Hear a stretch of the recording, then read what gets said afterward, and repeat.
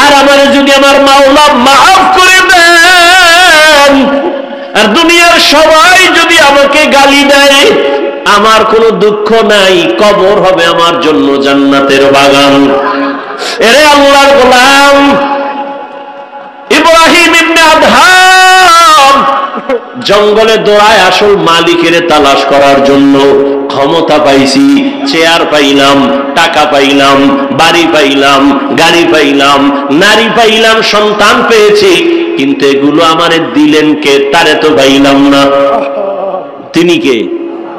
এরে বাবা, টাকার মালিক হয়েছো, টাকার মালিক কে বানাইছেন? ধনী বানানোর মালিক কে? ইয়া আইয়ুহান নাস আনতুমুল ফুকারাউ ইলাল্লাহ ওয়াল্লাহু হুয়াল গনিয়্যুল হামিদ।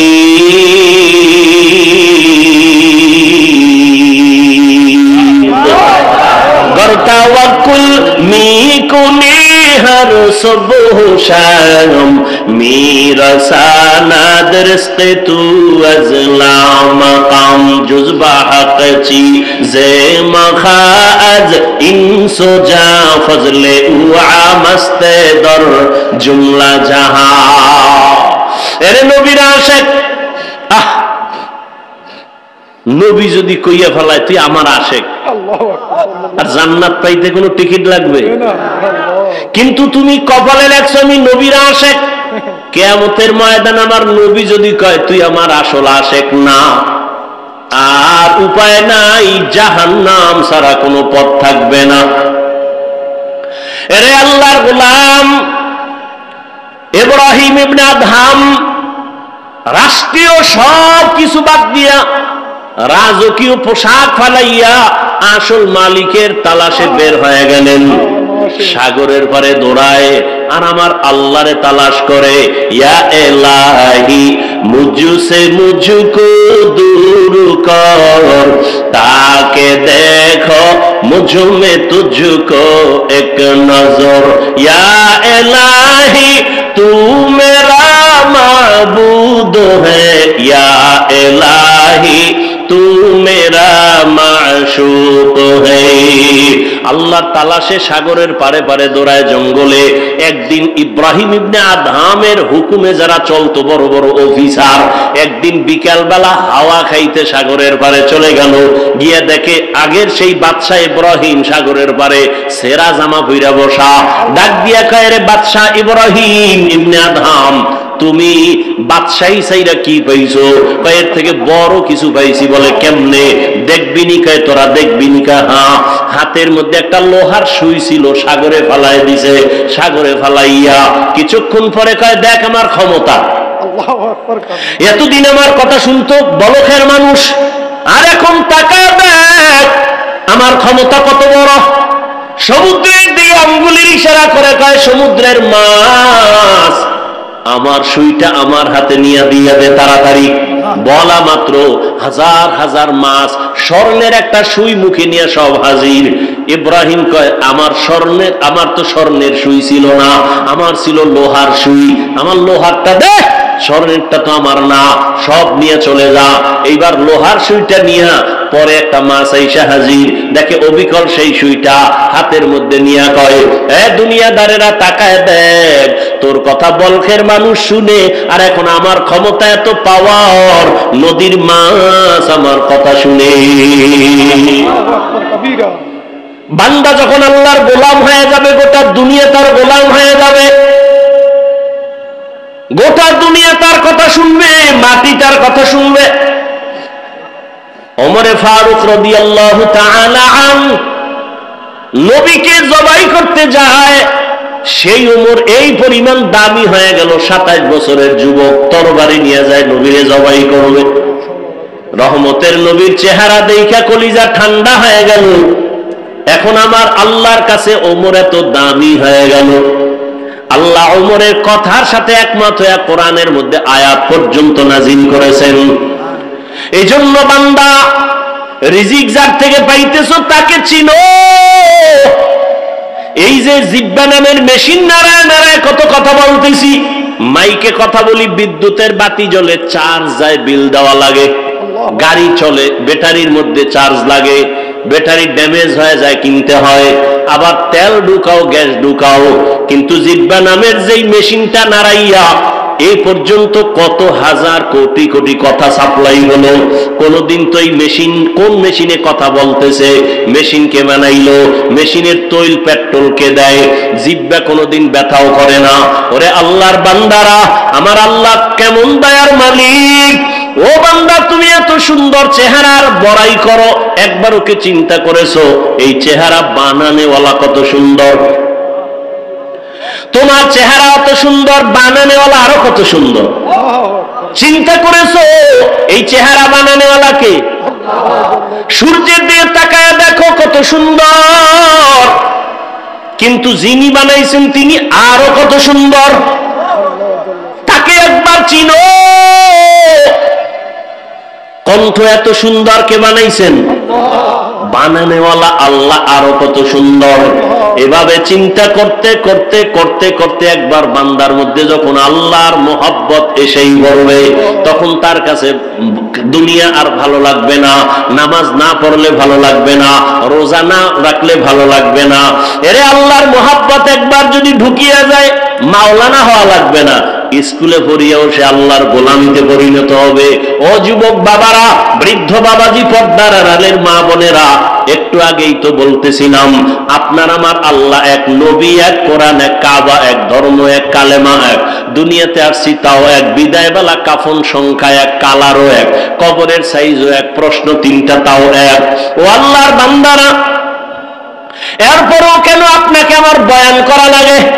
বয়ান তো তাদেরকে করবো যারা আল্লাহ চিনে না, নবী চিনে না, কিয়ামত বুঝে না, কোরআন বুঝে না। অথচ আপনারা আল্লাহও চিনেন, নবীও চিনেন, কোরআনও চিনেন, হাদিসও চিনেন, আপনাকে বয়ান করবো কেন?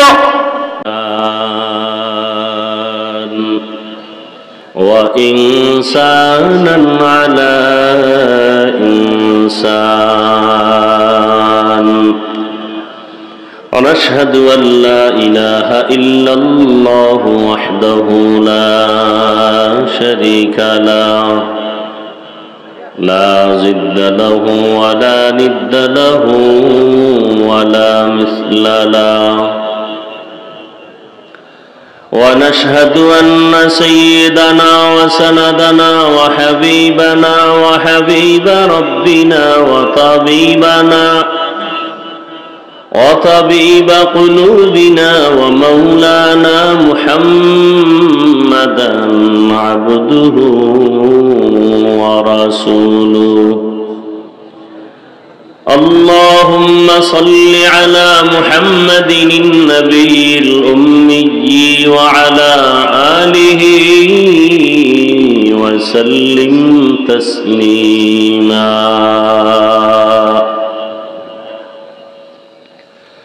وبعد فأعوذ بالله من الشيطان الرجيم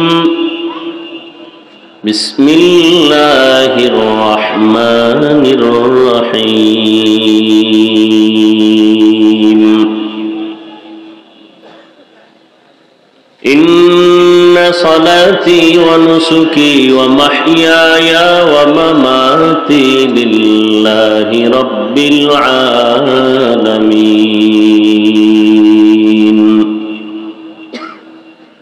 وقال رسول الله صلى الله عليه وآله وسلم لا طاعة لمخلوق في معصية الخالق صدق الله مولانا العظيم وصدق رسوله النبي الأمي الكريم ونحن على ذلك من الشاهدين والشاكرين والذاكرين والحمد لله رب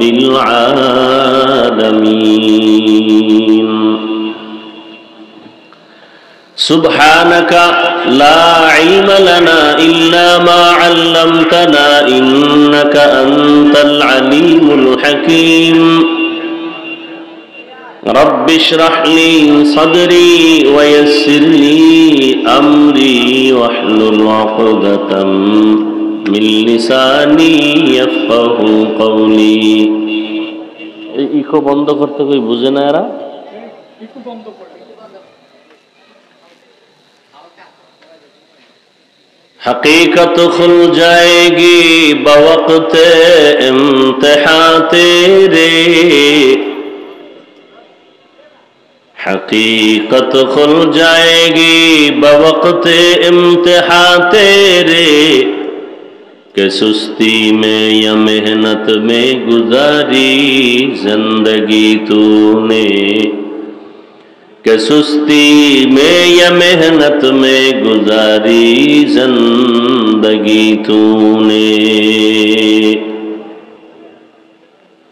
दीन की सूरज डूब रही है हम लोगों के सामने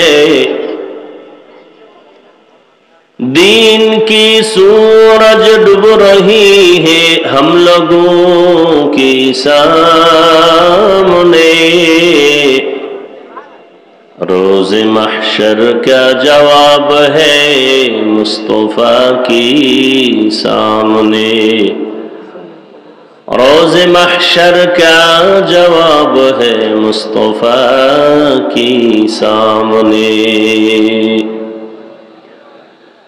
मुहम्मद ने आकर कुफर को मिटाया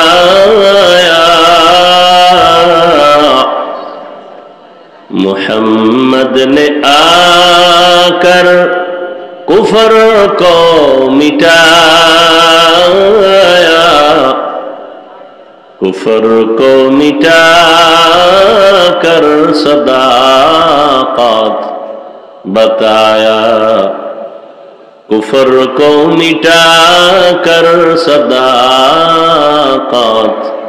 बताया ला इलाहा इल्लल्लाह ला इलाहा इल्लल्लाह ला इलाहा इल्लल्लाह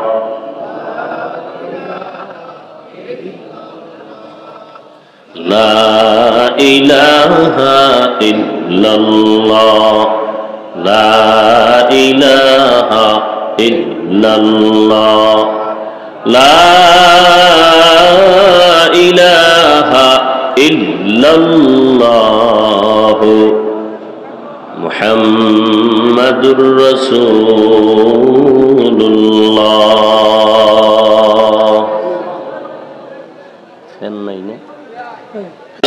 दोज़ख शबद बरवाए हराम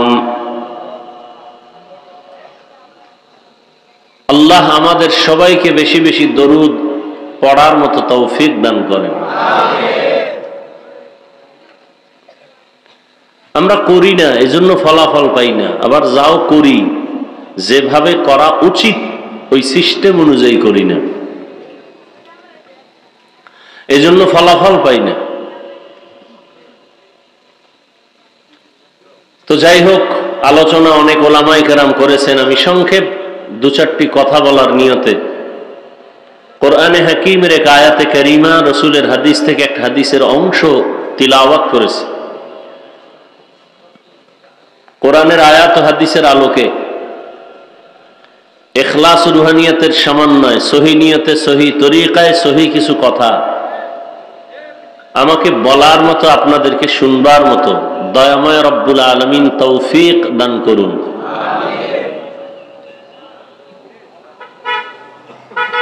আমরা অনেক কথা জানি না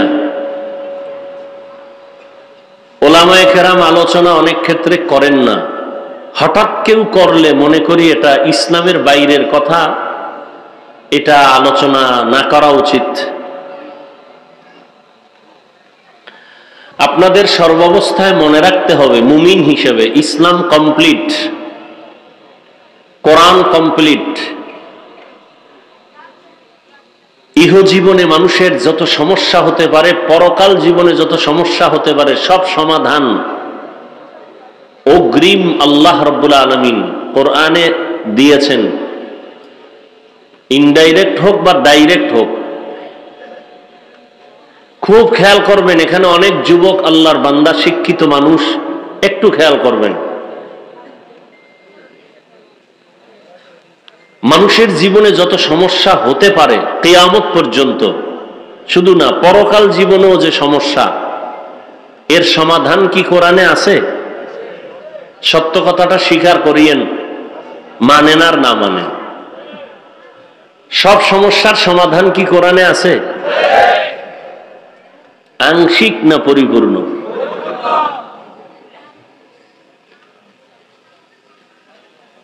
যদি কেউ বলে ইসলামে এটা নাই সেটা নাই, তাহলে বোঝা গেল ইসলাম সব দিক থেকে কমপ্লিট, একদিক থেকে আনকমপ্লিট, দুর্বল। অনেকে বলে না ইসলামে এটা নাই, পর্দা নাই ইসলামে, রাষ্ট্রনীতি ইসলামে নাই, তাহলে বোঝা গেল তার কথার দ্বারা ইসলাম সব দিক থেকে পরিপূর্ণ থাকলেও রাষ্ট্র পরিচালনার ক্ষেত্রে কোরআন শরীফ দুর্বল, ইসলাম দুর্বল। আপনি মানেন আর না মানেন সেটা ভিন্ন, সত্য কথাটা স্বীকার করেন। রাষ্ট্রের ব্যাপারে সমস্যার সমাধান কি ইসলামে আছে?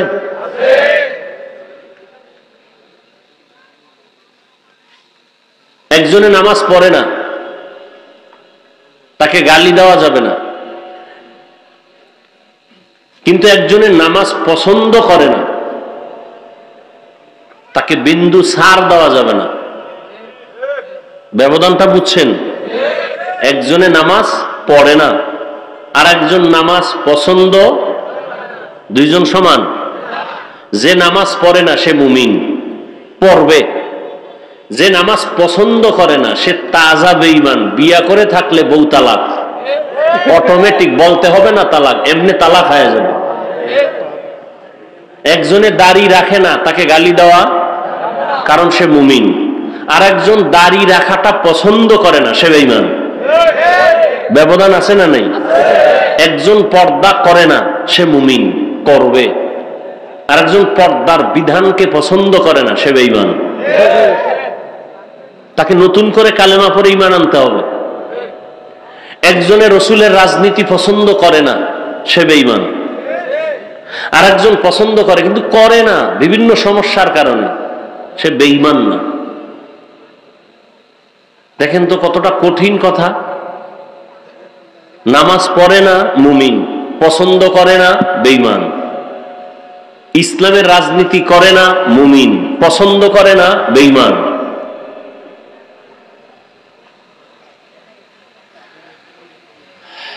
তাহলে একটা ডোজ দিলাম, মানুষের জীবনের সব সমস্যার সমাধান কোরআনে আংশিক না পরিপূর্ণ আছে?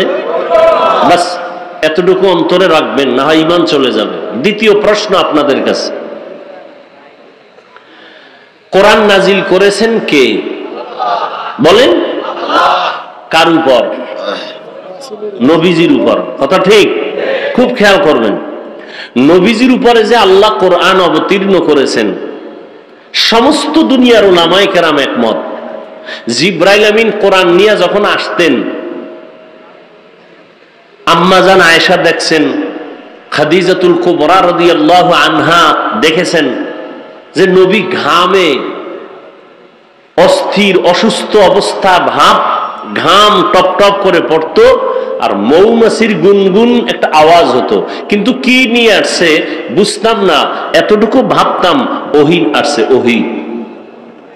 কি আসছে? আচ্ছা, নবীর কাছে যে কোরআন আল্লাহ দিছেন, সাহাবায়ে কেরাম জানছেন কেমনে? আল্লাহ ডাইরেক্ট জানাইছেন না নবীজি জানাইছেন? নবীজি জানাইছেন। কথাগুলো খুব খেয়াল করবেন।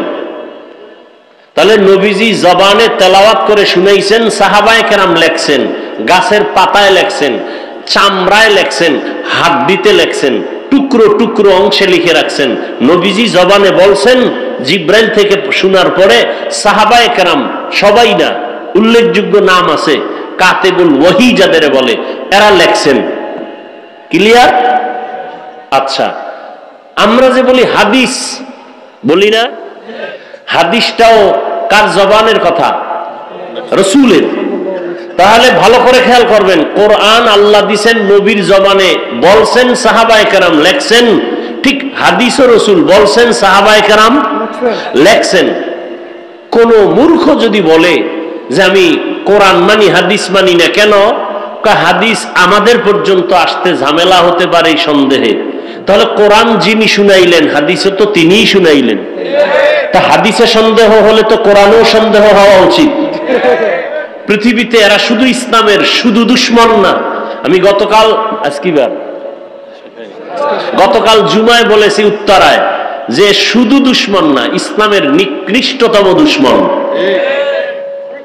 যারা বলে আমরা হাদিস মানি কি মানি, কোরআন মানি কি মানি না, এরা নিকৃষ্ট ভণ্ড, এরা নিকৃষ্ট ইসলামের দুশ্মন। কোরআন সাহাবায়ে কেরাম পাইছেন রসুলের জবান থেকে, হাদিস সাহাবায়ে কেরাম পেয়েছেন রসুলের জবান মুবারক থেকে। তাহলে হাদিসে ঝামেলা হলে কোরআন ঝামেলা হওয়া তো বোঝা যায়। আমাদের আহলে সুন্নাত ওয়াল জামাতের চূড়ান্ত আকীদা এবং ঈমান, আমরা কোরআন মানি যেভাবে, হাদিসও সেভাবে মানি। কোরআনও সত্য, হাদিসও সত্য, কোনো সন্দেহ নাই। আল্লাহ বুঝার তৌফিক দান করেন। তাহলে দুইটা পয়েন্ট আমি বললাম। এক পয়েন্ট বললাম মানুষের জীবনের সব সমাধান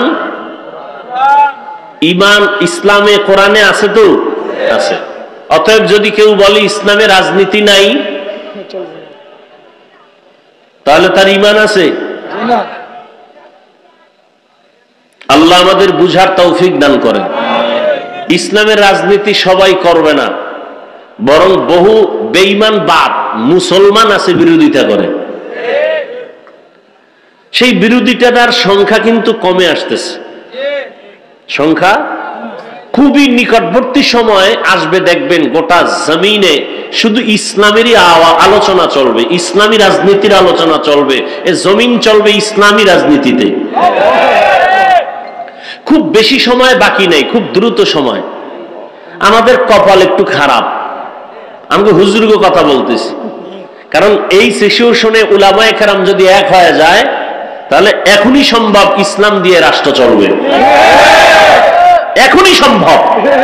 এ জাতি এখন চায় সব আলেম এক হোক, হয় না চেয়ারে বসবে কে, এ নিয়ে একটু ভিতরে ভিতরে, বুঝেন নাই? আর একটু দূরত্ব তৈরি হয় আপনাদের কারণে। আপনারা একজনকে খুব কাছে টানেন, আর একজনকে ঠেলে ছুড়ে দেন, অমুক হুজুর ভালো আর এক হুজুর কাফের। ব্যাস এই ফেসবুকে লেখালেখি কইরা আপনাদের মধ্যে একটা ডিভাইড তৈরি করে রাখছেন, অথচ এটা উচিত না। ইমাম সাহেব নামাজে দাঁড়াবেন, তার ভুল হতে পারে না, পারে না? ভুল হলে কি করতে হবে? কি করতে হবে? লোকমা দিতে হবে। কি দিতে হবে? তো ইমাম সাহেব নামাজে ভুল করলে লোকমা দিবেন, সে লোকমাটা কে দিবেন, কিভাবে দিবেন, সিস্টেম আছে না নাই? নামাজের মুসল্লিরা লোকমা দিবেন না রাস্তার মুসল্লি? বেনামাজি কেউ লোকমা দিলে হবে?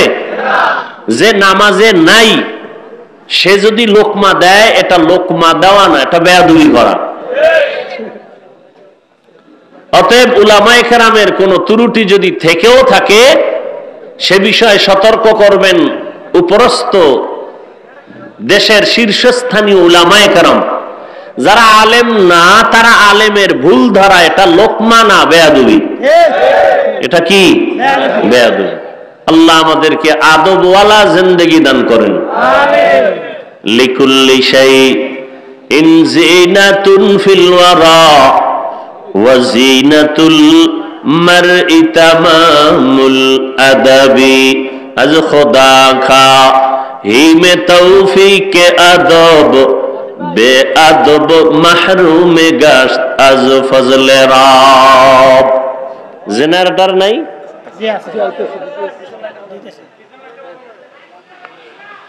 তো আদব বড় দামি এক সম্পদ। মানুষের সৌন্দর্য হলো আদবের ভেতরে। অনেক শিক্ষা আছে, অনেক কিছু আছে, টাকা আছে, বাড়ি আছে, গাড়ি আছে, কিন্তু আদব নাই। জমিনের কোনো মানুষ তাকে পছন্দ করে না। আর একটা লোক শিক্ষা কম, টাকা কম, কিন্তু বিনয়ী, নম্র, ভদ্র, সবাই তাকে ভালোবাসে, মহব্বত করে। এজন্য আল্লাহর প্রিয় এক গোলাম আহলুল্লাহ তিনি বলেন, প্রত্যেকটা জিনিসের সৌন্দর্য আছে, মানুষের সৌন্দর্যের নাম কি? আদব। আদব। লিকুল্লি শাইইন যিনাতুন ফিল ওয়ারা ওয়া যিনাতুল মারই তামামিল আদাবি আজ খোদা খা হি মে তৌফিকে আদব বে আদব মাহরুমে গাশত আজ ফজলে রা। তাহলে দুইটা পয়েন্ট আমি আপনাদের মূল আলোচনার বিষয়ের আগেই আমি বলে দিলাম। এক পয়েন্ট, মানুষের সব সমস্যার সমাধান দিতে পারে ইসলাম ও কোরআন।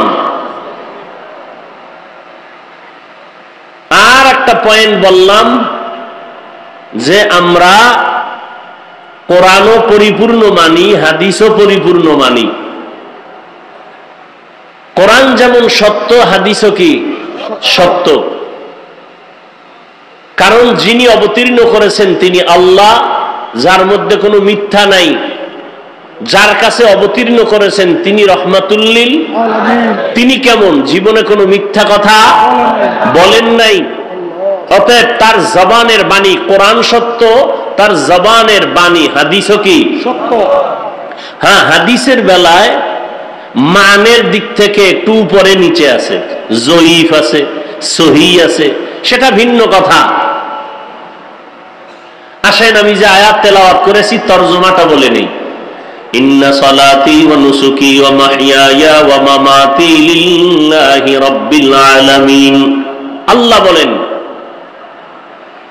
ইন্না সালাতি, ইব্রাহিম আলাইহিস সালাম দোয়া করেছিলেন আল্লাহর কাছে, ও আল্লাহ আমার নামাজ, আমার কুরবানি, আমার বেঁচে থাকা, আমার মরে যাওয়া, সব কিছু কার জন্য? আল্লাহর জন্য। সে আল্লাহকে বলে রব্বুল আলামিন, জগৎ সমূহের পালন কর্তা, রব। জগৎ সমূহের কি রব? রব অর্থ কি লেখে বাংলায়? হ্যাঁ, রব অর্থ কি লেখে জানেন? পালন কর্তা লেখে। সমস্ত উলামায়ে কেরাম, মুফাসসিরিনে কেরাম বলেছেন রব অর্থ প্রতিপালক অথবা পালন কর্তা বললে পূর্ণ রব শব্দের তরজমার হক আদায় হয় না। তাহলে রব শব্দের অর্থ কি? একটু বেশি বাড়াইয়া বলতে হবে। কি রব অর্থ হলো, রব হলেন তিনি সমস্ত সৃষ্টি জগতের প্রয়োজনের অগ্রিম আয়োজন করেন যিনি, তিনি রব। রব হলেন তিনি সমস্ত মাখলুকতের প্রয়োজনের অগ্রিম আয়োজন করেন যিনি, তিনি হলেন রব। তিনি রব হওয়ার কারণে গর্তের পিপিলিকা না খাইয়া মরে না। তিনি রব হওয়ার কারণে নদীর প্রাণী না খেয়ে মরে না। তিনি রব হওয়ার কারণে জঙ্গলের হাজারো প্রাণী না খেয়ে মরে না, মরলে না খাইয়া মরে।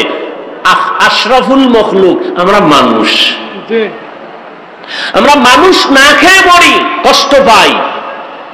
কিন্তু আশরাফুল মখলুক মানুষ, কষ্ট তো পাওয়ার কথা, ভিন্ন প্রাণী, অথচ তারা পায় না, আমরা পাই। মাঝে মাঝে গরু না খেয়ে কষ্ট পায়, সেটা তার কারণে না, আশরাফুল মখলুকের আকাম করার কারণে। মানুষের অপরাধের কারণে গরু কষ্ট পায়, ঘরের হাঁস মুরগি কষ্ট পায় মানুষের গুনাহের কারণে। অথচ জঙ্গলের কোন প্রাণী তো না খেয়ে মরে নাই। সকালবেলা একটা পাখি উড়ে, খোলা আকাশে উড়ে, সন্ধ্যাবেলা পেট ভরে বাচ্চার খানা নিয়ে বাসায় হাজির। হায়াতুল হায়ওয়ান একটা কিতাব আছে, বাংলাও করেছে। কাক একটা প্রাণীর কথা ওখানে আছে, কাক, কাউয়া। প্রাণী, উড়ন্ত প্রাণীদের মধ্যে কাকের হায়াত বেশি, বলে নিম্নে হায়াত 1000 বছর। একটা কাকের হায়াত নিম্নে কত? 1000 বছর। এই একটা কাক যখন বাচ্চা দেয় তখন বাচ্চার পুরো বডি থাকে সাদা, কোনো পশম থাকে না। তখন বাচ্চা প্রসব করার পরে মা ওই বাচ্চার বডির চেহারা দেখে সামনে যায় না, ভয় 3 দিন থাকে দূরে। বাচ্চাটাকে 3 দিন পর্যন্ত কিভাবে রিজিকের ব্যবস্থা হয়, হায়াতুল হায়াওয়ানে উল্লেখ করা আছে 3 দিন পর্যন্ত রব্বে কারীম কিছু পোকা ওর মুখের সামনে পাঠায় দেয়, উড়ে, আর ওই বাচ্চাটা মুখে ওই পোকাগুলো ধরে ধরে খায়। 3 দিনের মধ্যে বাচ্চার সাদা শরীর কালো পশমে কালো যখন হয়ে যায়, তখন 3 দিন পরে মা এসে নিজে খানার ব্যবস্থা বাচ্চার সামনে এসে করে। কথা বুঝেন নাই? 3 দিন পর্যন্ত মা বাচ্চার কাছে যায় না। 3 দিন ওই পোকা খেয়ে শরীরে যখন কালো পশম আসে তখন মা কাছে যায়। তাহলে 3 দিন কে খাওয়াইলো? জোরে বলেন। গরতাওয়াকুল মিকুনি হারস বহশাম মিরাসানাত রিজকে তু আজলা মাকাম জুজবা হাকচি জে মখাআজ ইনসুজা ফজলে উআমস্তে দরজুন লা জাহা। রিজিকের মালিক কে? আল্লাহ। কতদিন বলেন না কেন? আল্লাহ রিজিকের মালিক তো। কতদিনের জন্য? কতটুকু রিজিকের মালিক তিনি? অর্ধেক। অর্ধেক মালিক আল্লাহ, বাকি অর্ধেক মালিক গ্রামীণ ব্যাংক। রিজিকের মালিক কিছু আল্লাহর, কিছু বিএমপি, আওয়ামী লীগ। তা কেন বলেন আওয়ামী লীগ আসলে মরবো, বিএনপি আসলে বাঁচবো? মরা বাঁচার মালিক কি কোন রাজনীতির দল? কে? কেন বলেন? হাসতে হাসতে কবিরা গুনাহ হয়। রিজিকের মালিক পরিপূর্ণ সব সময়ের জন্য কে? আল্লাহ। এজন্যই তো আল্লাহ বলেন, আমি আমার বান্দাকে রিজিক দেওয়ার জন্য রাতের শেষ ভাগে প্রথম আসমানে এসে আমার বান্দাদের ডাকি, আলা মিন মুস্তাগফিরিন ফাআগফির লাহ, আলা মিন মুস্তারজিকিন ফাআরযুকা।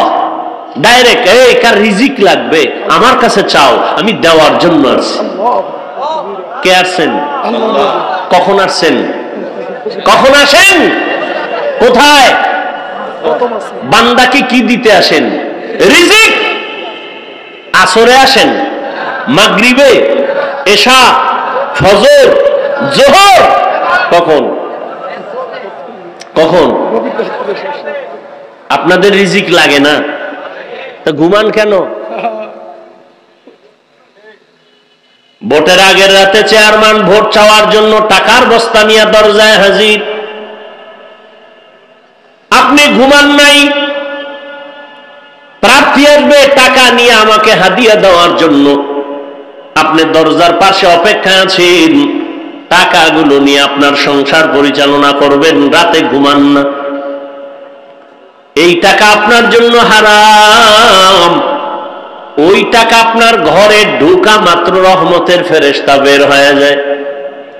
ওই টাকা দিয়ে চাল ডাল কিনে খাবেন, রক্ত হারাম হয়ে যাবে, গোশত নাপাক হয়ে যাবে, রহমতের ফেরেশতা থাকবে না, আল্লাহর গজবের পর্দায় আপনি আটকায় যাবেন। আর আমার আল্লাহ প্রথম আসমানে এসে ডাকেন, ভোর রাতে, শেষ রাতে বান্দা রিজিকের প্রয়োজন চাও। যার রিজিক লাগবে সে ঘুমাবে না, ভোর রাতে উঠি আমার মালিকের ডাকবে, আল্লাহ তুমি আমাকে হালাল বরকতের রিজিক দান করো। ইন্নাল্লাহা ইয়ারযুকু মান ইয়াশাউ বিগাইরি হিসাব।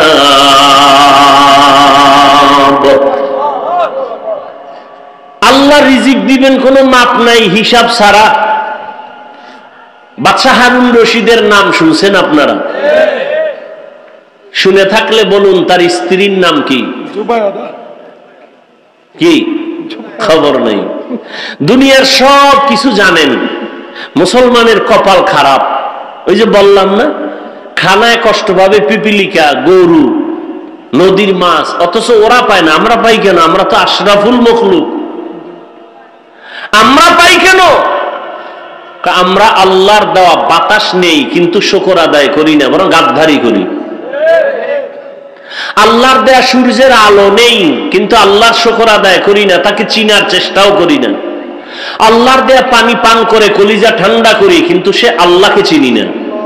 আল্লাহর দেয়া রাতের আধারে ঘুম, আরামে ঘুমাই, স্বাস্থ্য ঠিক করি কিন্তু সে আল্লাহকে চিনি না। কার দেওয়া রাতের আধার আমি নিলাম, কার দেয়া বাতাস নিচ্ছি, কার দেয়া সূর্যের আলো নিতেছি, এর স্রষ্টাকে তাকে চিনি না। আল্লাহ হেদায়েত দান করুন। আল্লাহ আসেন রিজিক দেওয়ার জন্য। কি প্রয়োজন তোমার? বাদশাহ হারুন রশিদের স্ত্রীর নাম জুবায়দা খাতুন। জুবায়দা কোরআনে হাফেজা, তার কাজের লোক ছিল 100 নারী, সবাই হাফেজা। 24 ঘন্টার প্রতিটি সেকেন্ড জুবায়দার ঘরে শুধু তেলাওয়াত, কোরআনের তেলাওয়াতের আওয়াজ। 1 সেকেন্ড টাইমও বাদ নাই। বলে কেমনে? ওই যে 100 মহিলা হাফেজা শিডিউল করে দিছে, টাইম ভাগ করে, তুমি আধা ঘন্টা তেলাওয়াত করো, তুমি 10 মিনিট করো, তারপরে তুমি তেলাওয়াত করে কাজে যাও। কাজও চলতেছে, তেলাওয়াতও চলতেছে।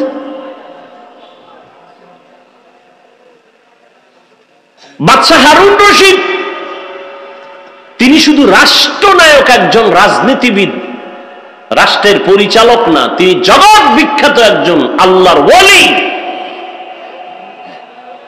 বাদশাহ হারুন রশিদ ওজিরকে নিয়ে যাচ্ছে কোথাও, রাস্তায় হঠাৎ এক বৃদ্ধ লোকের সাথে মোলাকাত। দেখে বৃদ্ধ লোক প্রচন্ড রোদের তাপের মধ্যে রাস্তার পার্শ্বে একটা ফলের গাছ রোপণ করতেছে, ঘাম। বাদশাহ হারুন রশিদ বলে, এই বুড়া, তুমি এই রোদের তাপে এত কষ্ট করে কি করো? কয় ফলের গাছ রোপণ করি। বলে এত কষ্ট করে? তোমার বয়স কত? বলে জানি না, মরার কাছাকাছি। বলে তুমি যে কষ্ট করে ফলের গাছ রোপণ করতেছো, গাছ বড় হবে কবে? ফল হবে কবে? তুমি খাইবে কবে? বুড়া বলে, আপনি কি পাগল হয়ে গেলেন? আমার বাপ দাদারা গাছ রোপণ করেছে, সে ফল আমরা খাই। আমরা গাছ রোপণ করে যাব, আমাদের পরবর্তী প্রজন্ম, আমার সন্তান নাতিরা খাবে। জবাবটা সুন্দর না? বাদশাহ হারুন রশিদ খুশি হইয়া 1000 দিনার তাকে পুরস্কার দিল। বুড়াও সেই বুড়া চিৎকার দিয়া বলে, মানুষ ফলের গাছ রোপণ করে 1 বছর পরে ফল পায়, আমি ফলের গাছ রোপণ করে জাগাত পুরস্কার বা ফল পেয়ে গেলাম 1000 দিনার। বাদশাহ হারুন রশিদ খুশি হইয়া আরো 1000 দিনার দিছে। বুড়ায় কয়, মানুষ গাছ লাগাইয়া বছরে ফল পায় একবার, আমি নগদ পাইলাম 2 বার। ওজির বলে, বের হও এখান থেকে, নয় বুড়া যেই বুদ্ধি শুরু করছে তোমাকে ফকির বানায় ছাড়বে। এখান থেকে কি উপদেশ আমরা পেয়েছি?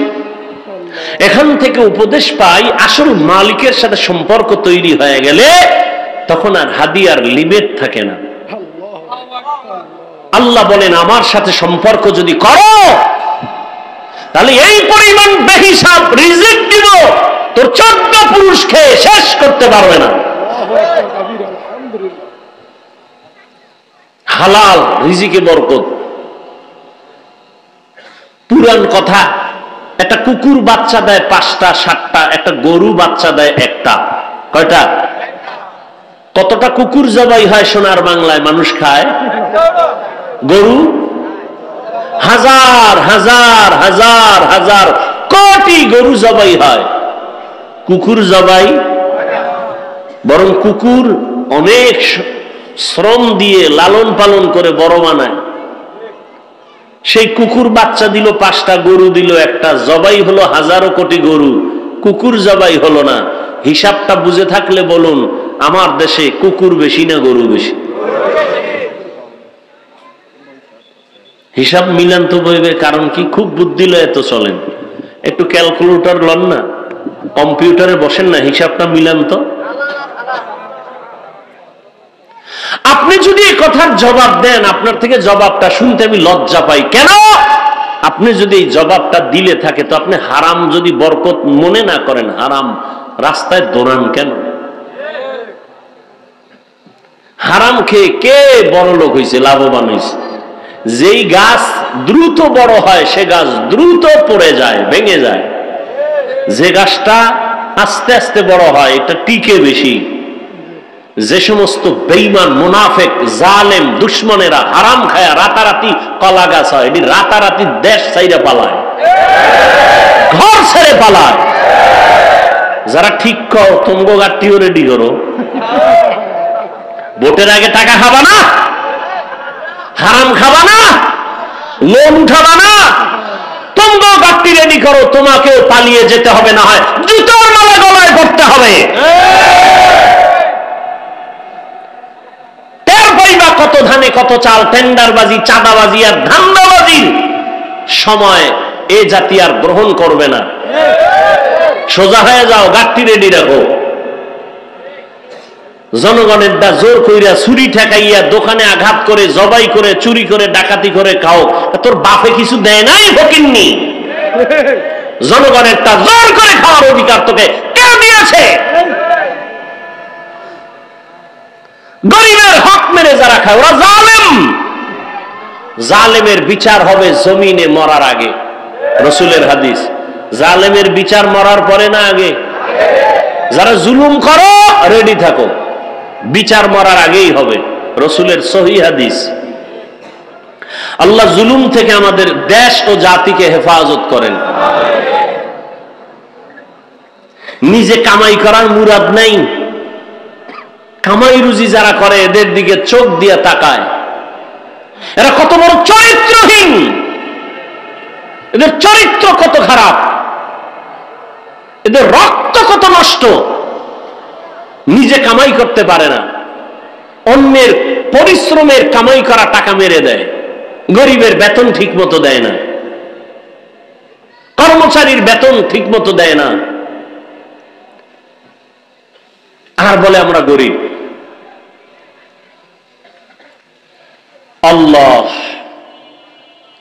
আল্লাহর জাত ও সিফাতের কসম, রাসূলের তরিকায়, আল্লাহর আইনে যতদিন পর্যন্ত যাকাত ধনীরা দিবে না যথাযথ, ততদিন পর্যন্ত আল্লাহর কসম দরিদ্র বিমোচন হবে না। দারিদ্র বিমোচনের একমাত্র সুন্দর পথ যাকাত দেওয়া, সঠিকভাবে। তাহলে মালিকের সাথে সম্পর্ক থাকলে হাদিয়ার কোনো লিমিট আছে? নাই।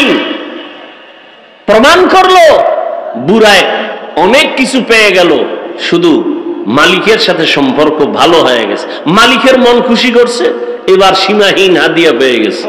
বান্দা আল্লাহকে খুশি করো, সীমাহীন তোমার চাহিদা চাওয়ার আগে পূরণ হয়ে যাবে। আমরা মোনাজাতে এটা চাই সেটা চাই, কিতাবে লেখছে একজন বান্দা বেশি বেশি নামাজ পড়ে, তেলাওয়াত করে, মোনাজাত দিয়ে আল্লাহর কাছে চাওয়ার সময় পায় না। রাসূল স্পষ্ট হাদিসে বলেন ওই বান্দার চাওয়া লাগবে না, আল্লাহ জানে কি দরকার, আল্লাহ চাওয়ার আগে এমনি দিয়ে দিবেন। তবে কাকে খুশি করে চলতে হবে? আল্লাহকে খুশি করতে হবে। আর কাউকে বেজার হয় হোক, কিন্তু আল্লাহকে বেজার করা যাবে না। নবীজি বলেন লা তাআতা লি মাখলুকিন ফি মাসিয়াতিল খালিক, আল্লাহকে অসন্তুষ্ট করে পৃথিবীর কারো মন খুশি করা হারাম। পর্দা করলে আমার আল্লাহ খুশি হবেন, আত্মীয় স্বজন বাজার হয়ে যাবে। এখন আপনার ভেতরে বড় পরীক্ষা, আপনি আত্মীয়কে খুশি রাখবেন নাকি পর্দা লঙ্ঘ ঠিক রেখে আমার আল্লাহকে খুশি রাখবেন? যারা আল্লাহকে খুশি রাখবেন তারা বেপর্দায় চলবেন না, আর যারা আল্লাহকে বেজার করে চলবে, আত্মীয় স্বজন খুশি রাখবে, তারা পর্দা লঙ্ঘন করে চলবে। দাড়ি রাখলে আমার আল্লাহ খুশি হবেন, আত্মীয় স্বজন বেজার হবে। যারা আমার আল্লাহকে খুশি রাখবেন আর এই চিন্তা করবেন রিজিক দিবেন আমার আল্লাহ, সম্মানের চেয়ারে বসাবেন আমার আল্লাহ, আর এই চেয়ারের কোনো মেয়াদ নাই, দুনিয়ার টাকার লোভে জোর করে যারা চেয়ারে বসতে চায় সম্মানের জন্য, তারা এক সময় ফুলের মালা পায়, ফাইনালে জুতার মালা খায়। আর যারা আল্লাহর গোলাম হয়ে চলে, নবীর আদর্শ নিয়ে চলেন। এদের চেয়ারের কোনো মেয়াদ নাই। সম্মানের চেয়ার আল্লাহ যাদেরকে দান করবেন, ওই চেয়ার কোনোদিন কেউ কেড়ে নিতে পারবে না। যারা কেড়ে নেওয়ার অপচেষ্টা চালাবে তারা ধ্বংস হয়ে যাবে। এজন্য আল্লাহকে খুশি রাখতে হবে। আল্লাহকে খুশি রাখার জন্য টুপি পরেছি, আল্লাহকে খুশি রাখার জন্য দাড়ি রেখেছি, আল্লাহকে খুশি রাখার জন্য 5 বেলার নামাজ আদায় করি, আমার আল্লাহকে খুশি রাখার জন্য পর্দা রক্ষা করে চলি। সব সময় সব জায়গায় কথাটা বলি। এখানে আপনারা যারা বসে আছেন, আপনারাও যেমন মুসলমান, আমিও তেমন মুসলমান। আপনাদের আল্লাহ আমার আল্লাহ দুই নাকি এক? না, আপনাদের আল্লাহ একটু আলাদা। আপনাদের আল্লাহ যেমন এক, আমার আল্লাহও। আপনাদের নবী আমার নবী দুই নাকি এক? সহজে বুঝার চেষ্টা করবেন। আপনার নবী আমার নবী যেমন এক, আপনার আমার কোরআন, আপনাদের ধর্ম আমার ধর্ম, আপনাদের কাবা আমার কাবা, আপনাদের আল্লাহ আমার আল্লাহ, আপনাদের নবী আমার নবী, আপনাদের কালেমা আমার কালেমা, একই কালেমা, একই আল্লাহ, একই নবী, একই কোরআন। জমিনে আমরা আসছি তাও কিন্তু সিস্টেমের। আমি যেই সিস্টেমে আছি আপনিও সেই সিস্টেমে আছেন। বিদায় বেলা কাফনের সংখ্যাও হবে এক। আমারও 3টা কাফন হবে, আপনাকেও 3টা কাফন দেয়া হবে। নাকি আপনাদের একটা বেশি হবে? যারা টাকা আছে তাদের একটা বেশি, যারা গরিব তাদের একটা কম। কালার কিন্তু আলাদা। কাফনের সংখ্যাও এক। দুনিয়ার সমস্ত পুরুষের মরণকালে কাফন 3টা, দুনিয়ার সমস্ত নারীদের মৃত্যুকালে কাফন হবে 5টা। কালার হবে এক। কে নারী, কে পুরুষ, কে ধনী, কে গরিব, কে আলেম, কে মূর্খ, কোনো ভেদাভেদ নাই, সবার কালার এক। হুজুরদের কাফনের কালার যেমন আপনারটাও তেমন। কাফনের উপরে লেখা থাকবে এমপি সাহেবের লাশ, বড় হুজুরের লাশ। হ্যাঁ, আজকে আমি বড় হুজুর, বড় ভাব, বড় বক্তা, বড় ভাব। আপনি বড় টাকাওয়ালা, বড় ভাব। ক্ষমতার মাস্তানি করেন, বড় ভাব। যতই বাহাদুরি করি না কেন, সাদা কাফনে ঢোকা মাত্র সব বাহাদুরি বন্ধ হয়ে যাবে। কোটি টাকার মালিক দেখো, অভাব হয় না দূর। গরিব ঘুমায় আরাম করে, মনটা বাহাদুর। ফেরাউনের লাশটা দেখো, মিশর জাদু ঘরে। খায় না মাটি, পোকা মাছি, সবাই ঘৃণা করে। হৃদয়ে থাকিবে যার নম্রতা সদা, রহমত আসিবে সেথা প্রভুর ওয়াদা। বড়র বাড়াই থাকলে দিলে রহমত আসবে না, নিজেকে নিজে ছোট মনে করিও সাদা। উঁচু জমিন থেকে পানি নিচু জমিনে যায়, তেমনি খোদার রহমত আসে নম্রতার হৃদয়। ভোগবিলাসের বাড়ি গাড়ি পরে রবে সব, থাকতে সময় স্মরণ করো আল্লাহ আমার রব। মরণকালে কাফনের কালারও সব এক। কবরের সাইজও নাকি এলাকার কবর একটু বড়? কবরে রাখিয়া যখন সব চলে যাবে, বিদায়ের পরে ফেরেশতা কবরে আইসা প্রশ্ন করবে। সবার বেলায় 3টা একই প্রশ্ন। রবের পরিচয় দাও, ধর্মের পরিচয় দাও, রাহমাতুল লিল আলামিনের পরিচয় দাও। রহমতের নবী বলেন, এই 3 প্রশ্নের জবাব যারা দিতে পারবে তাদের কবর হবে রওজাতুম মির রিয়াজিল জান্নাহ। আর কবরে গিয়া জবাব দিতে যদি না পারে, তার কবর হবে হুফরাতুম মিন হুফারিন নার। এখন কে পারবে জবাব দিতে? আমি হুজুর, কোনো গ্যারান্টি নাই। আপনি পারবেন তাও বলা যাবে না। কবরের প্রশ্ন আমি পারবো, এই গ্যারান্টি যদি থাকতো, সাহাবায়ে কেরাম জান্নাতের টিকিট হাতে পেয়ে আর কামতেন না। আবু বকর সিদ্দিক রাদিয়াল্লাহু তাআলা আনহু জান্নাতের প্রথম সাহাবী, নামাজে দাঁড়ায়া দাঁড়ায়া সারা রাত কান্নার আওয়াজ। রহমতের নবী বলেন, আবু বকর নামাজে আপনি কান্না করেন কেন? বলে, আমার কবরে হাসরে কি উপায় হবে? আল্লাহর দরবারে আমি কেমনে দাঁড়াবো উলঙ্গ? আল্লাহর কাছে কি নিয়ে যাব? রমজানের ঈদের দিন সবাই আনন্দ করে, ওমরে ফারুকের মতো বান্দা যাকে দুনিয়ার সব মানুষ না শয়তান পর্যন্ত ভয় করে। কেমন মানুষ তারা? আমরাও মানুষ, আমরা সাপ দেখলে ভয় করি, আর তারা কেমন মানুষ, সাপ তাদের ভয় করে। দেখছেননি কারবার? দেখছেননি? একটু চিন্তা করেন তো, আমরাও মানুষ তারাও। আমরা বাঘরে ভয় করি, আর উজানি কারি ইব্রাহিমকে বাঘে ভয় করে। ব্যবধান আছে না নাই? বড় কঠিন। কিন্তু আমরা সাপ দেখলে দৌড়ায় পালাই, আর এমন মানুষ তারা কেমন, তাদের দেখলে সাপ ভয় পায়। ওমরে ফারুকের মতো বান্দা শয়তান ভয় করে। কেমন মানুষ! অথচ ইতিহাসের পৃষ্ঠায় তার নাম লেখা আছে পৃথিবীর বড় সন্ত্রাসী হযরত ওমর। কারণ বিশ্ব নবীর গড় কল্লা কাটতে যে যায় সে বড় সন্ত্রাসী ছাড়া আর কিছুই হতে পারে না। কিন্তু হেদায়েত বড় কঠিন। রহমতের নবীর 13টা বছর দেখলো, বয়ান শুনলো, কালেমা পড়ে না আবু জাহাল। আর নবীজিরে জবাই করতে যায় 27 বছর বয়সে ওমর। নবীর চেহারা মোবারক দেইখা তরবারি ফালাইয়া কালেমার রশি গলায় ভরে নেয়।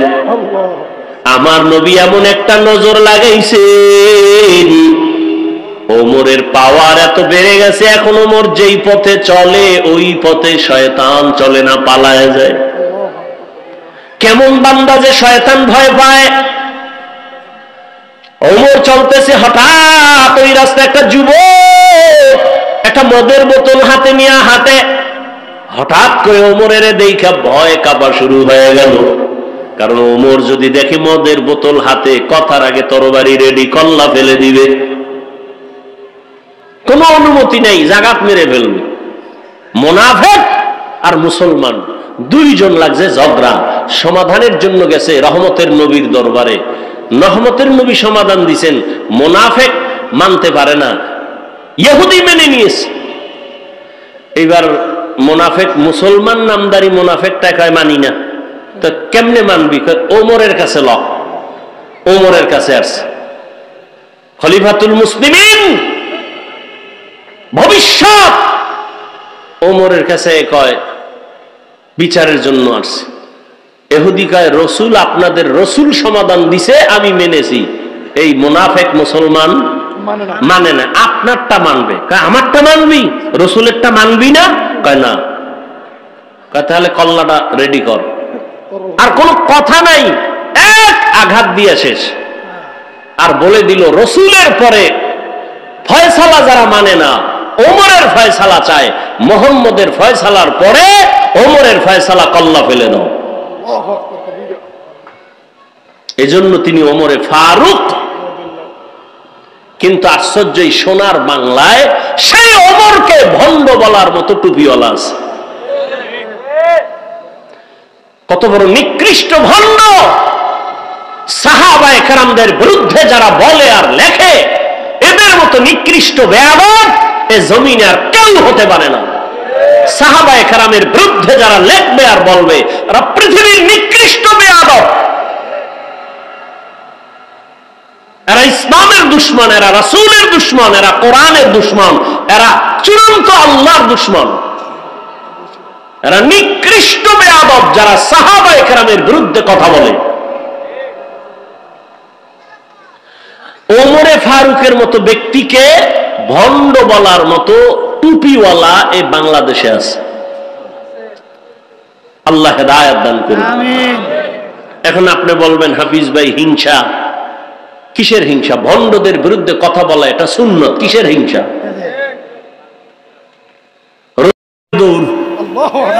কোথায়? এখন বলে এটা গাঞ্জাখুরি কথা, ওরে নিমক হারাম, মূর্খ।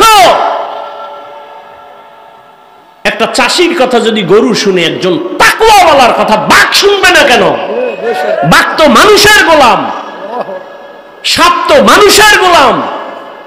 মানুষ যখন আল্লাহর গোলামি করে, পুরা দুনিয়া তার গোলাম হয়ে যায়। বলখের বাদশাহ ইব্রাহিম ইবনে আদহাম রাজকীয় পোশাক ফালাইয়া,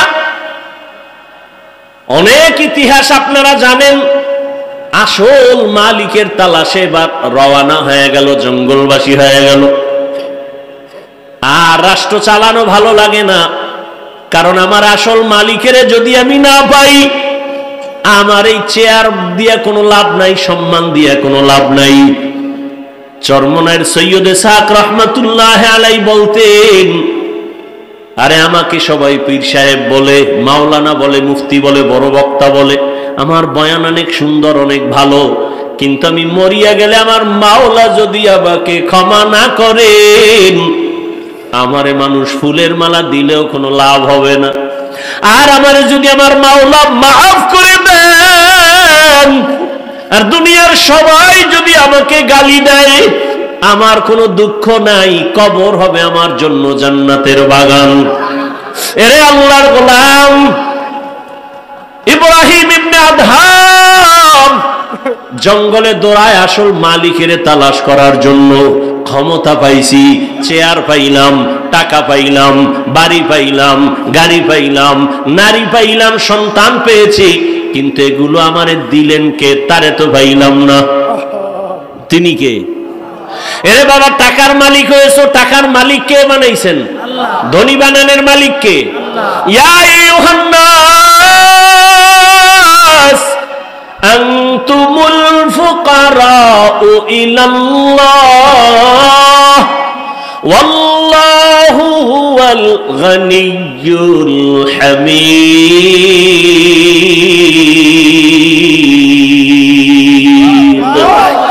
গরতাওয়াকুল মিকুনি হর সুবহ শাম মিরসানাদ রিজকে তু আজলা মাকাম জুজবা হকচি জে মখাজ ইনসো জা ফজলে উআ মস্তে দর জুমলা জাহা। এরে নবীর আশিক, আহ, নবী যদি কইয়া ফেলায় তুই আমার আশিক, আর জান্নাত পাইতে কোনো টিকিট লাগবে? কিন্তু তুমি কপালে লেখছো আমি নবীর আশিক, কিয়ামতের ময়দান আমার নবী যদি কয় তুই আমার আসল আশিক না, আর উপায় নাই, জাহান্নাম ছাড়া কোনো পথ থাকবে না।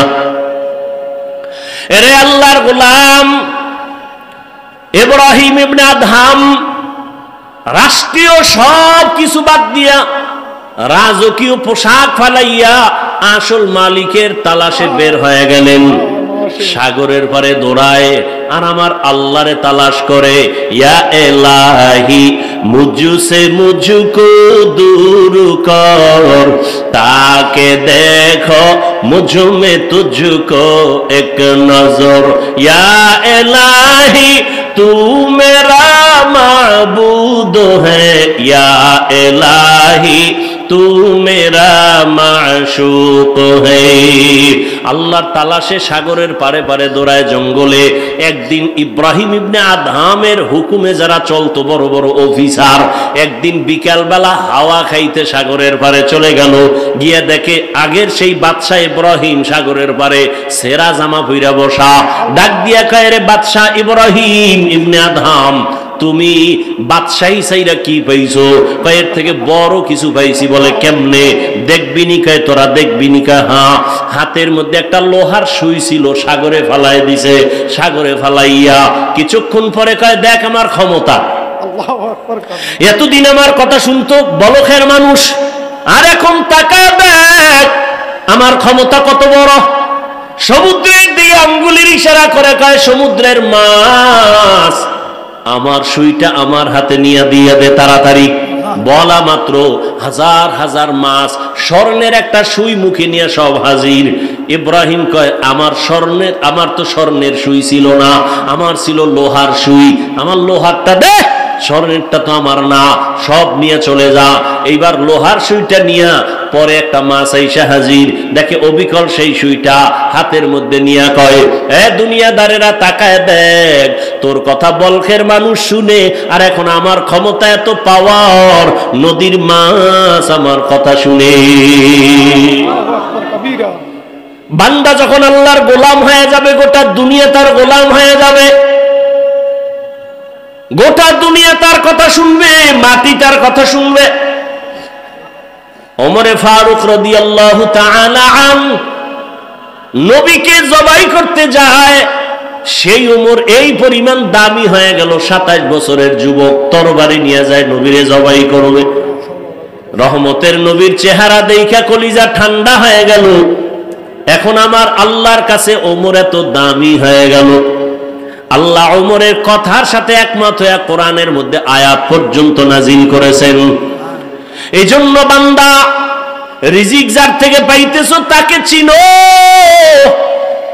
এই যে জিব্বা নামের মেশিন নাড়ায় নাড়ায় কত কথা বলতেছি, মাইকে কথা বলি, বিদ্যুতের বাতি জ্বলে, চার্জ যায়, বিল দেওয়া লাগে, গাড়ি চলে, ব্যাটারির মধ্যে চার্জ লাগে, ব্যাটারি ড্যামেজ হয়ে যায়, কিনতে হয়, আবার তেল ঢুকাও, গ্যাস ঢুকাও। কিন্তু জিব্বা নামের যেই মেশিনটা নাড়াইয়া এই পর্যন্ত কত হাজার কোটি কোটি কথা সাপ্লাই হলো, কোনদিন তো এই মেশিন কোন মেশিনে কথা বলতেছে, মেশিনকে বানাইলো, মেশিনের তৈল পেট্রোলকে দেয়, জিব্বা কোনদিন ব্যথাও করে না। ওরে আল্লাহর বান্দারা, আমার আল্লাহ কেমন দয়ার মালিক। ও বান্দা, তুমি এত সুন্দর চেহারার বড়াই করো, একবার ওকে চিন্তা করেছো এই চেহারা বানানেওয়ালা কত সুন্দর? তোমার চেহারা অত সুন্দর, বানানেওয়ালা আরো কত সুন্দর। চিন্তা করেছো এই চেহারা বানানেওয়ালাকে? সূর্যের দিকে তাকায় দেখো কত সুন্দর, কিন্তু যিনি বানাইছেন তিনি আরো কত সুন্দর। তাকে একবার চিনো। কণ্ঠ এত সুন্দর কে বানাইছেন? বানানেওয়ালা আল্লাহ আরো কত সুন্দর।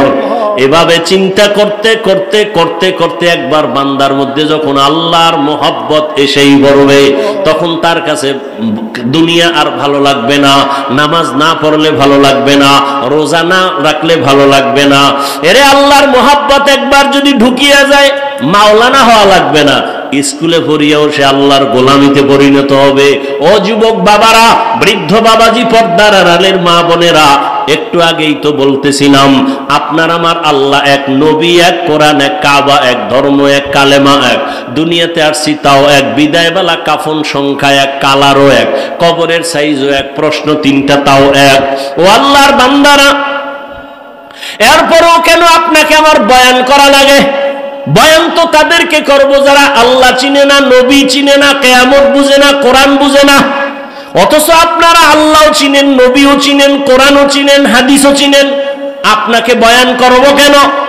বলে শুধু বয়ান করব কেন? এতটুকুই না, বৃষ্টি নাই, রৌদ্র নাই, দিন নাই, রাত নাই, আপনাদের পেছনে সময় ব্যয় করে করে সারা দেশের ওলামায়ে কেরাম, তাবলিগওয়ালা, পীর মাশায়েখ, জুমার খতিব সহ সবাই আপনাদের পেছনে মেহনত করার ফলাফল এখনো বড় দুর্বল। একই আল্লাহর গোলাম, একই নবীর উম্মত, আমিও আল্লাহর গোলাম, আপনারা আল্লাহর গোলাম, অথচ আমি টুপি খুলতে চাই না, বড় লজ্জা। আর আপনি কেমন আল্লাহর গোলাম যে টুপি দিতে চান না? লজ্জা। আমি টুপি খুলতে গেলে লজ্জা, আর আপনি টুপি মাথায় দিতে চান না, লজ্জা। আমিও মুসলমান, আপনিও মুসলমান, আমি দাড়ি কাটতে গেলে লজ্জা, আপনি দাড়ি রাখতে গেলে লজ্জা। আমি দাড়ি কাটতে চাই না, মরিয়া যাব, আর আপনি দাড়ি রাখতে চান না, লজ্জা লাগে। আমি মসজিদে না ঢুকলে লজ্জা, আপনার মসজিদে ঢুকতে গেলে লজ্জা। আমি পর্দা না করলে লজ্জা পাই, আর আপনি পর্দা করতে গেলে লজ্জা পান। বিষয় কি? আপনিও মুসলমান, আমিও মুসলমান। তার মানে এটা না যে আমার মতো সবাই হুজুর হইয়া যান, আমার মতো সবাই টুপিওয়ালা, দাড়িওয়ালা, পাগড়ি লাগান, তাও বলছি না। বরং আপনি স্কুলে পড়েন, কলেজে পড়েন, চাকরি করেন, ব্যবসা করেন, কোনো বাধা নাই, ওখানে থেকে আমার মাওলার হুকুম মতো জীবন চালান। আপনার মতো কত জেনারেল লাইনের মানুষ স্কুলে পড়ে, কলেজে পড়ে, চাকরি করে, ব্যবসা করে, আবার নামাজও পাঁচ ওয়াক্ত পড়ে। সত্যটা বলেন, আছে না নাই? আপনি বাসায় যাইয়া জুতা দিয়া কপালের উপরে বাড়ি মেইরা নিজেরে বলেন, তোর কপাল পোড়া কেন? কোন হুজুরের ওয়াজের দরকার নাই। নিজের কপালকে নিজে বাড়ি দিয়া বলেন যে কপাল পোড়া। তোর মতো যুবক স্কুল কলেজে পড়িয়া পাঁচ ওয়াক্ত নামাজ পড়ে, তোর কপাল খারাপ কেন? তুই পারো না কেন? তোমার মতো যুবক র্যাব, আর্মি, পুলিশ, বিডিআর এর চাকরি করে, পাঁচ ওয়াক্ত নামাজ পড়ে, বলো বাবা তুমি কেন পারো না? অবশ্যই তোমার উপরে আমার আল্লাহ বেজার, মা বাবা বেজার। সেদিন এক যে আর্মির ছেলে যুবক মোনাজাতের পরে যখন বের হয়ে যাচ্ছি, হাত বাড়ায় কয় হুজুর দোয়া করবেন। আমি আর্মির চাকরি করতাম, এক সপ্তাহ আগে চাকরি রিজাইন দিয়েছি। কেন? এখন তো আর্মির বড় সম্মান। কয় না, আমাকে বারবার বলা হয় দাড়ি কাটার জন্য। আমি বললাম আমি চাকরি ছেড়ে দিলাম, দাড়ি ছাড়বো না। হুজুর এতটুকু দোয়া করবেন আল্লাহ হালাল ভাবে যেন উপার্জনের রাস্তা খুলে দেন। রিজিকের মালিক কে? আল্লাহ। চাকরির ভয়ে দাড়ি রাখে না, চাকরির ভয়ে পর্দা করে না, ছেড়ে দাও সব। রিজিকের মালিক কে? আমরা না খায় মরছি। আরে দুনিয়ার চূড়ান্ত ইতিহাস স্বর্ণাক্ষরে লেখা মহামারী গোটা দুনিয়াটাকে স্তব্ধ করে দিয়েছে করোনা। এত ভয়ঙ্কর মহামারীতে সবকিছু টোটাল ব্রেক হয়েছিল, কিন্তু কোন কোরআনের মাদ্রাসা বন্ধ হয়নি। কোন হুজুর না খাইয়া ট্রিপল মাস্ক লাগাইয়া সবাই করোনা থেকে দূরে। বাবায় মরে, ছেলে কাছে যায় না, করোনা। কিন্তু সেই সময়ের ইতিহাস ভুলে যাইও না রে যুবক বাবারা। ওই সময় আমার মতো টুপিওয়ালারা এই করোনার লাশগুলো নিজের কাঁধে নিয়ে গোসল করাইয়া, কাফন পরাইয়া কবরে রাখছে।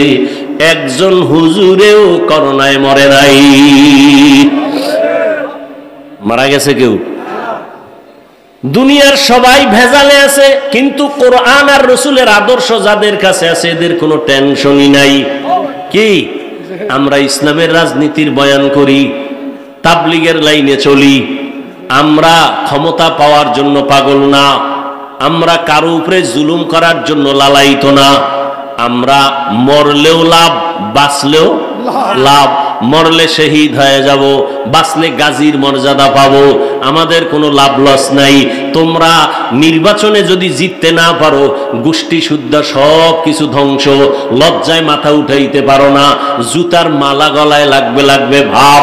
আর আমরা হইতে পারলেও আলহামদুলিল্লাহ, না হইতে পারলেও আলহামদুলিল্লাহ। আমাদের হওয়া না হওয়া দোনোটাই আমাদের লাভ, কারণ আমরা আল্লাহর জন্য চলি, আল্লাহর জন্য সব কথা বলি। অতএব আমাদের ডাইনে গেলেও লাভ, বামে গেলেও লাভ, সামনে আগাইলেও লাভ, পেছনে থাকলেও লাভ। কারণ আমরা আল্লাহকে আসল মালিক মনে করে চলি, আমরা আখিরাতকে প্রাধান্য দিয়া চলি। এ কারণে দুনিয়ার যে চেয়ারে বসে হুজুরদের সালাম না দিয়া তার জীবন বাঁচে না। যারা বেয়াদবি করে ওরা ধ্বংস। আলেমের সাথে যতটা বেয়াদবি করছে সবগুলো ধ্বংস, মরার আগেই ধ্বংস। ভাইরা আমার,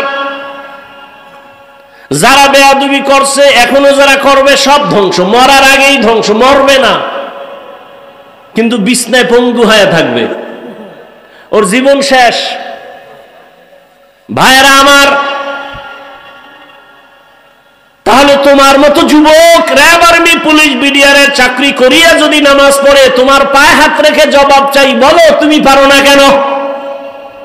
হুজুর বাদ দাও, তোমার মতো জেনারেল লাইনের যুবক রাস্তায় গাড়ি চালায়, ড্রাইভারি করে, চাঁদপুরে মোহনায় যাও, নদীর মধ্যে মাছ ধরে, নামাজ পড়ে নাই? জমিনে কৃষি কাজ করে, তুমি কেন পারো না? অবশ্যই তোমার উপর আমার আল্লাহ গুনার কারণে বেজার হয়ে আছে। ও আমার পর্দার আড়ালের মা বোনেরা, আপনার মতো কত মা এখনো আছে এই অঞ্চলে, ঘুরেন খবর পাবেন। ওই যে এক জায়গায় খানা খাইলাম, সবাই বলল হুজুর এই ঘরের মহিলাকে এলাকার কেউ দেখে না, তার কণ্ঠের আওয়াজ কেউ শুনে না। এরে আম্মা জান, আপনার দাম কত আপনি নিজেও তো জানেন না। আপনি তো নবীদের মায়ের মতো মা, সাহাবায়ে কেরামদের মায়ের মতোই তো। আপনারা আম্মাজান খাদিজা রাদিয়াল্লাহু আনহার মতোই তো দামি নারী, ফাতেমা রাদিয়াল্লাহু আনহার মতো নারী। আপনারা তো আয়েশা সিদ্দিকা রাদিয়াল্লাহু আনহার মতো নারী। ফেরাউনের স্ত্রীর নাম কি? আসিয়ার মতো দামি নারী। এত বড় বেঈমান ফেরাউন, পৃথিবীর নাম করা বেঈমান, অথচ তার স্ত্রী আসিয়া কত দামি। রহমতের নবী বলেছেন, হাসরের ময়দানে আমি মুহাম্মদের সাথে আসিয়ার সাথে জান্নাতে বিবাহ হবে। কেমন দামি নারী আসিয়া! এরে আম্মা জান, আপনাদের এত দাম, এত সম্মান। আপনাদের মতো কত নারী এই এলাকায় আছে এখনো পর্দা করে, নামাজ পড়ে, স্বামীর মাল হেফাজত করে, মোবাইলে সময় নষ্ট করে না। ও আম্মা জানেরা, আপনারা কেন পারবেন না? এখনো সময় আছে, তওবা করবেন। বৃদ্ধ বাবাজিরা, আপনার মতো কত বুড়ারা মসজিদে গিয়ে নামাজ পড়ে, আপনি কেন আদায় করতে পারেন না? আল্লাহর ভয় যদি অন্তরে জমা রাখেন, এখনো সময় আছে, তওবা করেন। আল্লাহ তওবার দরজা দিয়ে ডাকতেছেন। মনেরে বুঝাইয়া মনে মনে আল্লাহকে বলেন, হে মালিক, আমার মতো কত যুবক, আমার মতো কত বুড়া, আমার মতো কত নারী এখনো আছে পর্দা করে, নামাজ পড়ে, আমি কেন পারি না? আল্লাহর কাছে বলেন, হে দয়ার মালিক, জীবনে মনের চাহিদা মিটাইয়া গুনাহ তো কম করি নাই। মনে চাইছে পার্কে যাব, দৌড়ায় গেছি, কেউ বাধা দিছে, মানি নাই। মনে চাইছে দাড়ি কেটে ফেলবো, কেটে ফেলেছি, কেউ বাধা দিলেও মানি নাই। মনে চাইছে নামাজ পড়বো না, পড়ি নাই, কেউ জোর করে পড়াইতে চাইলো, গালি দিয়েছি। ও আল্লাহ, আজকে আর এই গুনার পথে থাকতে চাই না। এরকম অন্যায় করতে করতে মৃত্যুর দরজায় হাজির হয়ে গেছি। ও যুবক বাবারা, কয়দিন আর যৌবনের বাহাদুরি করবা? কয়দিন? বুড়া হইয়া মরার গ্যারান্টি নাই। এমন একটা দিন নাই যে যুবকের লাশ দেখা যায় না। পানির নিচে, গাড়ির নিচে, ঘুমের বিছানায় যুবকের লাশ, মহামারী করোনায় যুবকের লাশ। ও আল্লাহর বান্দারা, এখনো তওবা করে নাও। স্কুলে পড়ো, কলেজে পড়ো, চাকরি করো, ব্যবসা করো, আর নামাজ ছাড়বা না, দাড়ি কাটবা না, বেপরদায় চলবা না। মা বাবার দোয়া নিয়া, শিক্ষকের দোয়া নিয়া, উলামায়ে কেরামের পরামর্শ নিয়া, নবীজির আদর্শ মেনে চলবা। বৃদ্ধ বাবাজিরাও তওবা করেন, মা বোনেরাও তওবা করেন। আর নামাজ ছাড়বেন না, বেপরদায় চলবেন না, মোবাইলে সময় নষ্ট করবেন না, স্বামীর মাল খেয়ানত করবেন না, আল্লাহর মোহাব্বত নিয়ে চলবেন। সন্তানটাকে আদর্শ সন্তান বানাবেন। ডাক্তার হলেও যেন বেয়াদব না হয়, ইঞ্জিনিয়ার হলেও যেন বেয়াদবি না করে, ব্যবহারে যেন কেউ কষ্ট না পায়। আল্লাহর কাছে দোয়া করিয়া আদর্শ সন্তানের মা হইয়া যান। সন্তানের কারণে আপনার সম্মান, ইজ্জত বেড়ে যাবে। সন্তান ডাক্তার হলেও কোরআন পড়বে, মা বাবার জন্য দোয়া করবে। ও আল্লাহর বান্দারা, আল্লাহর কাছে তওবা করেন। মরিয়া গেলে যাব আর নামাজ ছাড়বো না, দাড়ি কাটবো না, বেপরদায় চলবো না। জাহান্নামের আগুনের গরম সহ্য করা যাবে না। নবীজির সুন্নাত অনুযায়ী চলবো, উলামায়ে কেরামের পরামর্শ দোয়া নিয়ে চলবো। তওবা করার মতো যদি কারো অন্তর তৈরি হয়, মুনাফিকি না থাকে, খাঁটি তওবার নিয়ত যাদের আছে, দুটো হাত আল্লাহকে দেখাইয়া দাও। আয় আল্লাহ, হাতগুলো কবুল করে নেন, তওবা কবুল করে নেন। তওবার উপরে মজবুত হইয়া চলার তৌফিক দান করেন, আমিন। আলহামদুলিল্লাহি রাব্বিল আলামিন, ওয়াসসালাতু ওয়াসসালামু আলা সাইয়্যিদিল আমবিয়াই ওয়াল মুরসালিন ওয়া আলা আলিহি ওয়া আসহাবিহি আজমাইন। ইয়া আরহামার রাহিমিন, ইয়া আরহামার রাহিমিন, ইয়া আরহামার রাহিমিন। রব্বিরহামহুমা কামা রব্বায়ানি সগীরা। আল্লাহুম্মা ইন্নাকা আফুউন কারীম, তুহিব্বুল আফওয়া ফা'ফু আন্না। আল্লাহুম্মা আরহামনি বিতারকিল মাআসি, আল্লাহুম্মা আরহামনি বিতারকিল মাআসি, আল্লাহুম্মা আরহামনি বিতারকিল মাআসি। আল্লাহুম্মা ইন্না নাসআলুকা রিযাকা ওয়াল জান্নাহ ওয়া নাউযু বিকা মিন সাখাতিকা ওয়ান নার। আল্লাহুম্মা ইন্না নাউযু বিকা মিনাল বারাসি ওয়াল জুনুনি ওয়াল জুযাবি ওয়া সাইয়্যিল আসকাম ইয়া হাইয়্যু ইয়া হালিমু ইয়া আজিজু ইয়া কারীম বিহাক্কি ইয়্যাকা না'বুদু ওয়া ইয়্যাকা নাস্তাঈন।